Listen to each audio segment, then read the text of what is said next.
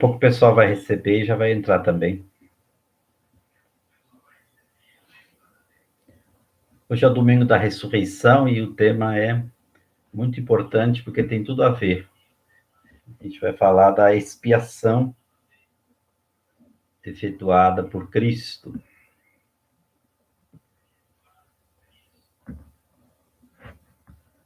O texto áureo desta lição é Provérbios capítulo 19, verso 6. Com amor e fidelidade se faz expiação pelo pecado, com o temor do Senhor o homem evita o mal.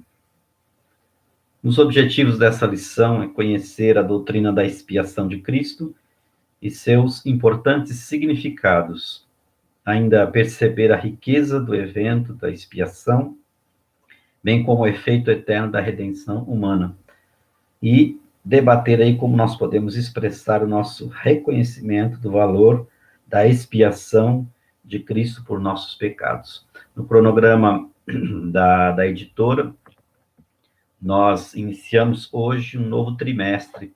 Então, essa é a lição 1 da nossa revista, que é a nova revista para esse trimestre. Nós estamos falando da expiação efetuada por Cristo.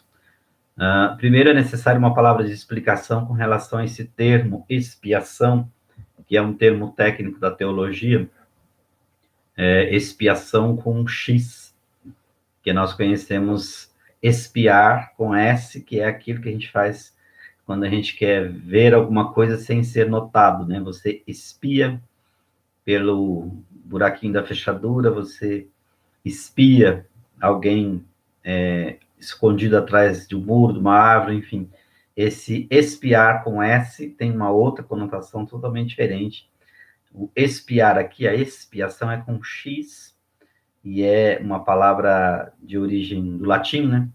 E significa aquilo que é preciso fazer para reparar um dano causado. Então, quando existem duas partes e houve alguma quebra relacional, uma quebra de lei, uma quebra de norma, e é preciso reparar esse dano, então isso é expiação. Expiação é feita para aproximar duas partes que foram separadas por conta de um ato que foi praticado por uma das partes. Dito isso, o autor começa dizendo assim: os fatores básicos da doutrina da expiação estão no confronto entre a perfeição da natureza de Deus, em completa santidade, e, do outro lado, o pecado humano, que é repulsivo a essa natureza. Então, a necessidade da expiação começa por aí. Por causa do pecado, houve separação entre homem e Deus, porque a natureza santa de Deus não coaduna com essa estrutura pecaminosa do ser humano. Não pode ser diferente, porque Deus é compelido a afastar-se do pecado, isso faz parte da sua natureza. Por isso é que Deus estabeleceu, então, a lei, que é a expressão da sua pessoa. Ele não estabeleceu os mandamentos porque simplesmente decidiu fazê-lo, mas porque houve essa necessidade de fazê-lo. Depois que o homem desobedeceu uma ordem clara de Deus, homem e mulher foram afastados por causa do pecado, então houve a necessidade desse processo de expiação, que é a aproximação de duas partes que foram aí, então, separadas por conta do pecado. Então, essa separação do homem para com Deus por causa do pecado trouxe, então, uma necessidade de reparação. E como deveria ser essa reparação? De um lado, o ser humano não tinha nenhuma condição de fazer essa reparação, justamente por causa da sua própria condição pecaminosa. E aí, então, isso fez com que se tornasse necessária a morte expiatória de Cristo. Portanto, então, o cristianismo é uma religião de expiação, ou seja, o cristianismo está baseado neste evento, neste contexto, nessa necessidade de fazer reparação para que houvesse aproximação novamente do homem para com Deus. E aí, então, nós vamos ver alguns aspectos interessantes com relação a essa doutrina da expiação, porque ela é extremamente abrangente e é importante que a gente entenda tudo o que aconteceu aí nesse processo. Os textos bíblicos inspirativos, Hebreus capítulo 2, verso 17, por isso convinha que em tudo fosse semelhante aos irmãos, para ser misericordioso e fiel, sumo sacerdote, naquilo que é de Deus, para expiar os pecados do povo. E é Romanos 3, 23, ao qual Deus propôs para propiciação, pela fé no seu sangue, para demonstrar a sua justiça, pela remissão dos pecados dantes cometidos sob a paciência de Deus. Então vamos lá. O primeiro aspecto, a expiação, é um ato sacrificial. A obra de Cristo é comparada ao dia da expiação pelo pecado, quando toda a nação de Israel se reunia para celebrar ou para realizar uma oferenda, um sacrifício para expiação do pecado. Essa narrativa está em Levíticos, capítulo 16, de 9 a 17, que era quando o sumo sacerdote, uma vez por ano, aspergia o sangue do sacrifício sobre o propiciatório, que é aquela tampa que ficava na Arca da Aliança. Também é comparada à expiação individual, porque as pessoas traziam as suas ofertas de sacrifício, e naquele momento em que o sacrifício seria ofertado, o ofertante colocava as mãos sobre o animal como símbolo de transferência do seu pecado para aquela vítima. E somente depois o sacerdote sacrificava o animal. E depois o sacerdote, entrando no santuário, oferecia sacrifícios de animais. Eram sacrifícios imperfeitos, feitos por um santuário terreno, e a carta aos Hebreus vai dizer que essas coisas prefiguravam o que havia de acontecer. Então, esses sacrifícios, por serem imperfeitos, eram transitórios e precisavam acontecer sempre, porque esses sacrifícios, eles valiam apenas para aquele evento, quando o povo se reunia para fazer, então, esses sacrifícios. E depois era necessário que isso se repetisse. E quando nós comparamos isso com o sacrifício de Cristo, que é também expiação e é sacrificial, nós vamos perceber que ele se ofereceu de uma vez por todas e não foi necessário mais que esse sacrifício se repetisse, porque tratava-se de um sacrifício perfeito e que foi perfeitamente aceito por Deus, e aí então a expiação foi completada. É nisso que basicamente difere, dentre outras coisas, a nossa doutrina com a doutrina romana, porque na doutrina romana, a cada celebração da missa, é como se Jesus estivesse sendo imolado novamente. Mas a Bíblia fala que o sacrifício de Cristo foi perfeito, de uma vez por todas, e como esse sacrifício foi realizado por um cordeiro perfeito, que foi aceito por Deus, e também não foi um sacrifício realizado em santuário terreno, mas sim um santuário verdadeiro, que é o santuário que está no céu. Então, ele cumpriu cabalmente as exigências de expiação, que é, como nós dissemos, a reparação por um dano causado para o fim de aproximação entre duas partes envolvidas. Essa comparação você vai encontrar em Hebreus capítulo 9, de 5 a 15, depois você lê lá, também 10, de 11 a 12. Então, a primeira coisa que essa lição está nos ensinando é que a expiação é um ato sacrificial, ou seja, algo precisa ser sacrificado para que a expiação aconteça. E foi exatamente isso que aconteceu por ocasião da Páscoa. Jesus Cristo, que é o nosso Cordeiro Pascal, se ofereceu em sacrifício para expiar os nossos pecados. Por isso que somente através de Jesus Cristo pode haver aproximação entre homem e Deus. A segunda coisa é que a expiação é um ato propiciatório. O propiciatório era a tampa da Arca da Aliança que cobria a tábua da lei. Dessa maneira, Deus via o pecado do povo, né, como uma quebra da lei. E através do propiciatório, então, a palavra propício significa inclinação para conceder graça ou favores. Então, a propiciação é uma ação dirigida à pessoa ofendida com o propósito de mudar a atitude de ira, tendo em vista a reconciliação. A palavra de Deus diz que Cristo é a propiciação pelos nossos pecados. Isso está em Romanos capítulo 3, versos 25 e 26, 1 João capítulo 2, 4 e 10. Então, a expiação é um ato propiciatório, quando você, através daquele ato, daquele sacrifício, daquela reverência, você solicita que a outra parte lhe seja propício, ou seja, que essa outra parte esteja inclinada a te perdoar, a te conceder o perdão e para que haja também essa reaproximação. Então, por ser um ato propiciatório, isso decorre do primeiro ponto, que é a questão de ser sacrificial. A ofensa, exige reparação e a reparação exige sacrifício.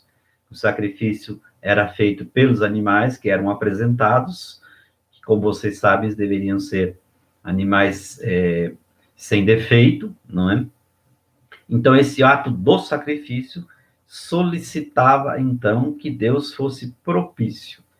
Então, essa tampa da arca, que chamava propiciatório, ela ficava em cima das tábuas da lei que estavam dentro da arca, e tudo isso trazia um simbolismo muito forte de que, naquele momento, naquela dispensação, naquele ambiente do tempo da revelação, na antiga aliança, então, se fazia propiciação dessa forma. Né? Solicitava-se que Deus fosse propício ao pecador.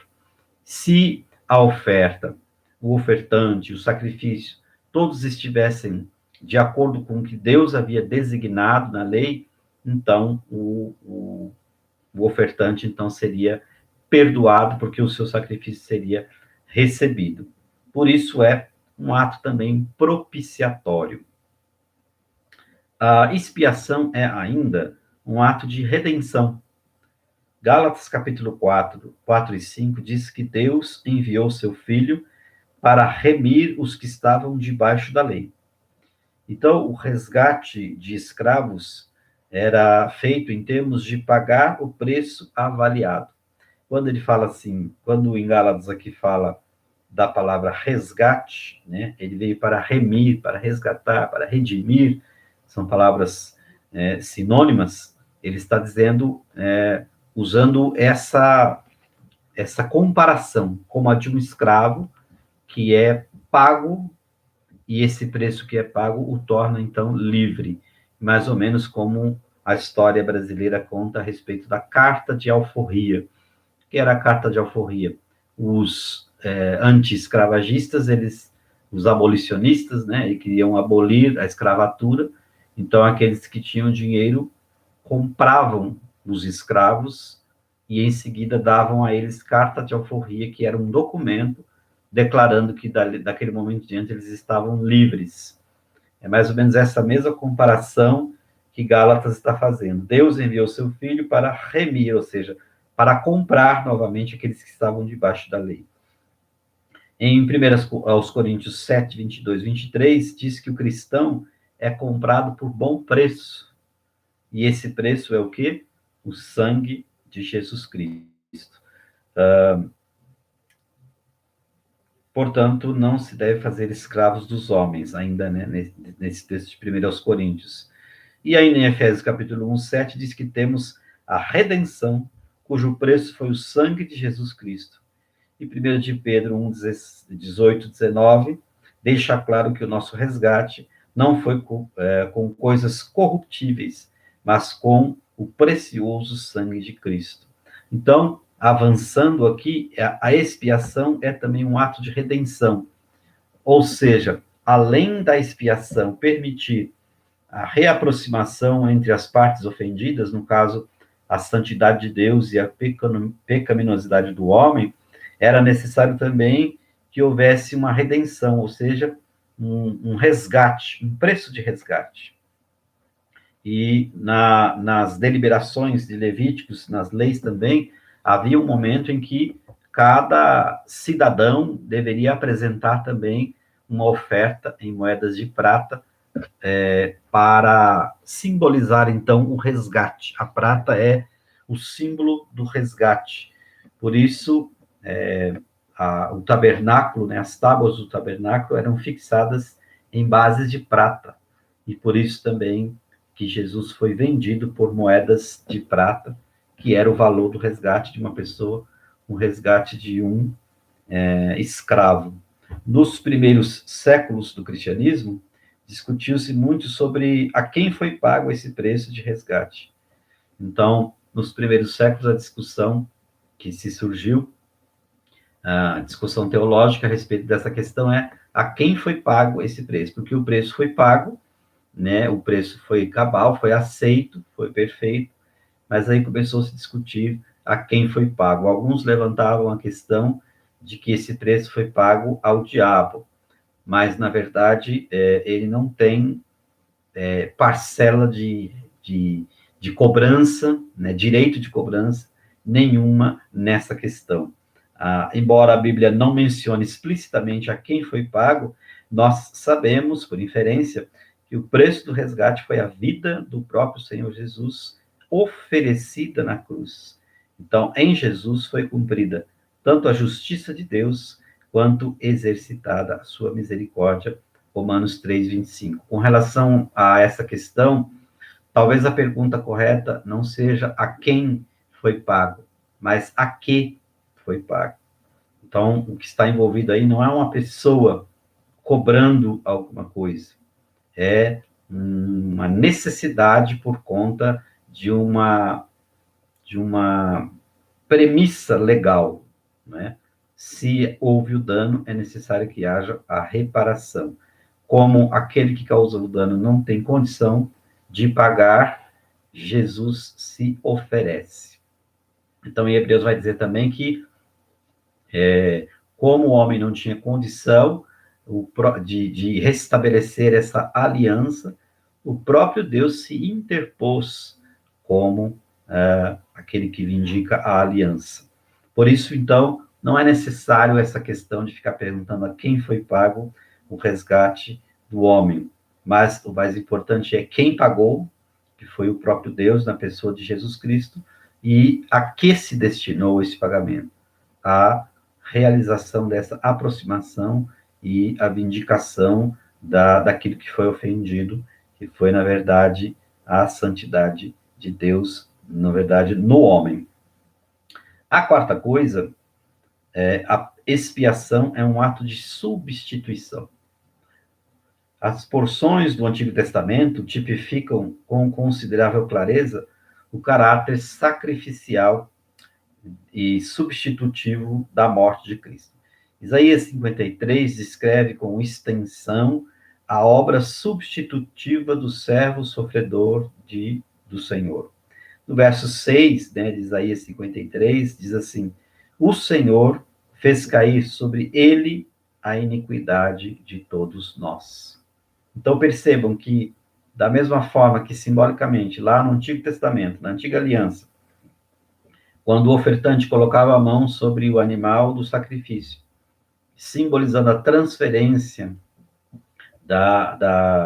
do castigo, né, daquela pessoa para aquele sacrifício, para aquele animal que seria sacrificado, da mesma forma, quando Cristo morreu, os pecados da humanidade caíram sobre ele, né, pelas suas pisaduras fomos sarados, mas ele foi ferido pelos nossos pecados. Jesus, na última ceia, aplicou a profecia de Isaías como cumprimento em sua própria pessoa. Lucas 22:37 e Isaías 53:12. Também apresenta seu sacrifício como um sacrifício substitutivo. João 15:13. No dizer de João Batista, Jesus é o Cordeiro de Deus que tira o pecado do mundo. Paulo foi claro quando diz: aquele que não conheceu o pecado, Deus o fez pecado por nós. Nos Coríntios, capítulo 5, verso 21. Pedro diz que Jesus se entregava àquele que julga justamente, levando ele mesmo em seu corpo nossos pecados sobre o madeiro. 1 de Pedro, capítulo 2, verso 23 e 24.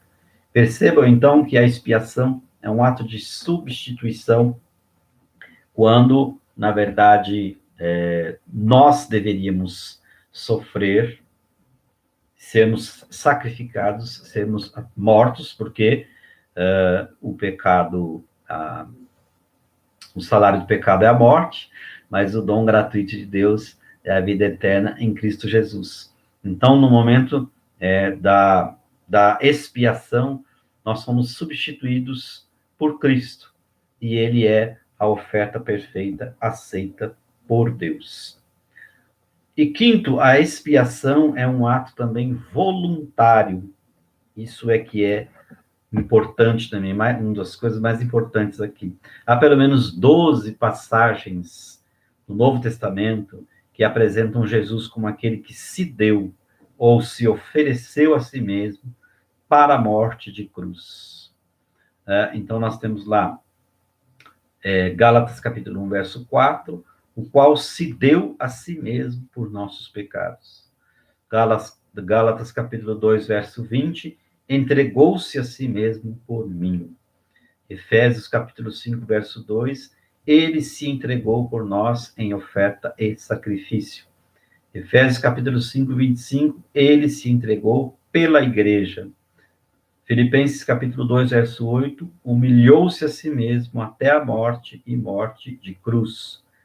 1 Timóteo capítulo 2, verso 6, ele se deu em preço de redenção por nós. Tito capítulo 2, verso 14, deu-se a si mesmo por nós para nos remir.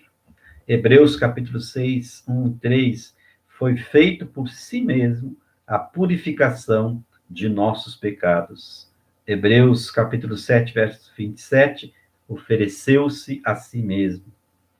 Hebreus 9, 14, pelo Espírito Eterno, se ofereceu a si mesmo. Hebreus 9, 26, aniquilou o pecado pelo sacrifício de si mesmo. E João 10, 17, 18, Jesus diz que dá a sua vida voluntariamente e que ninguém tem poder para tirá-la e que ele mesmo pode reassumi-la. Percebam, então, que em todas essas passagens nós vemos que a redenção foi um ato voluntário, né? Deus em Cristo reconciliando o mundo. Jesus deixa isso muito claro nos eventos da sua prisão, condenação e morte. Ele deixou muito claro para os chefes dos sacerdotes, para a guarda do templo, para a guarda pretoriana, para Herodes, para Pilatos, para qualquer autoridade que estivesse ali, que nenhum deles tinha qualquer autoridade de tirar a vida dele, mas que ele voluntariamente a dava. Ele até chegou a dizer que, se ele quisesse, ele rogaria ao Pai, e o Pai enviaria legiões de anjos para o tirar dali naquele momento. Então, deixando muito claro aí que a morte de Cristo foi um ato voluntário, embora muitos, né, na narrativa e também nos filmes que nós assistimos, às vezes fica a impressão, né, de que Jesus foi preso, foi conduzido contrário à sua vontade, foi sentenciado e não pôde fazer nada a respeito. Na verdade, ele estava cumprindo aquilo que era o plano de Deus. Jesus sabia porque ele tinha vindo, então ele foi, como Isaías diz, como ovelha muda perante os seus tosqueadores, ele não abriu a sua boca. Então a expiação é também um ato voluntário.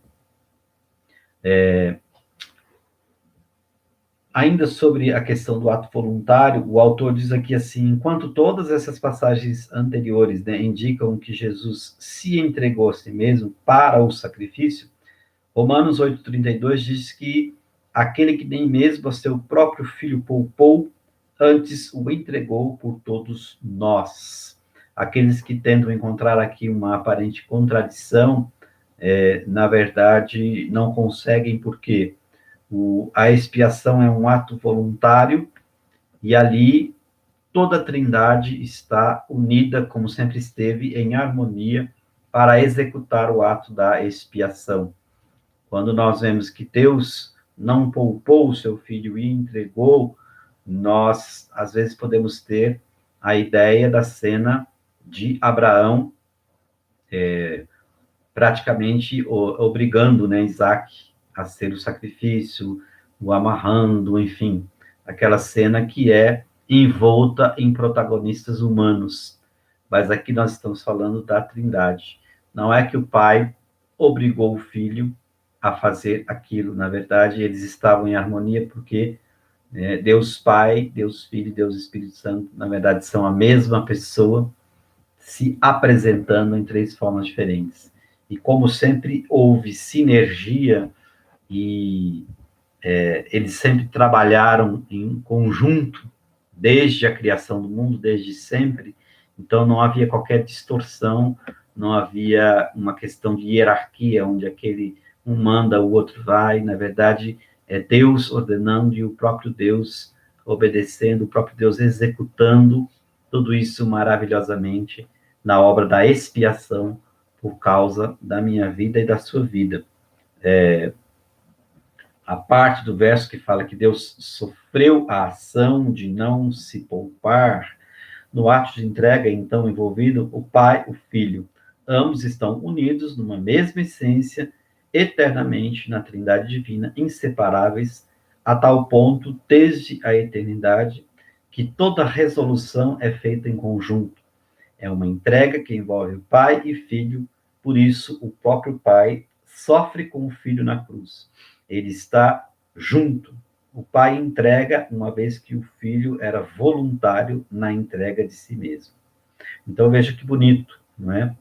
O texto de 2 Coríntios 5,19 vai contrabalancear aqui e trazer, talvez, o esclarecimento, né? Quando ele diz, Deus estava em Cristo, reconciliando consigo o mundo. Então, em todo o tempo, esta obra foi realizada em conjunto, porque a Trindade trabalha dessa forma. Então, seguindo aqui, em contraposição ao que foi dito acima, pode vir o argumento da citação do Salmo 22, feito por Jesus na cruz, Deus meu, por que me desamparaste? Pois muitos apelam aqui para que a teoria do desamparo, existe a teoria do desamparo. Temos que notar que o autor do Salmo 22, o autor do Salmo aqui, é Davi. Ele sentiu-se estar desamparado por Deus. Na verdade, Davi está exprimindo um sentimento de angústia que é de todos os seres humanos, mesmo do crente em certas ocasiões. E Jesus, na cruz, sentiu todo o peso do pecado e das dores que o ser humano sente. Então, a questão da expiação ela é tão envolvente, tão verdadeira e tão eficaz que Jesus, na verdade, ele estava tomando o lugar que era nosso. E ao tomar o lugar que era nosso, ele sente as dores as nossas dores de estarmos separados de Deus por causa do pecado. Então, ele exclama as mesmas palavras do salmista Davi, as palavras tão conhecidas, Eloi, Eloi, lama sabachthani, Deus meu, por que me desamparaste?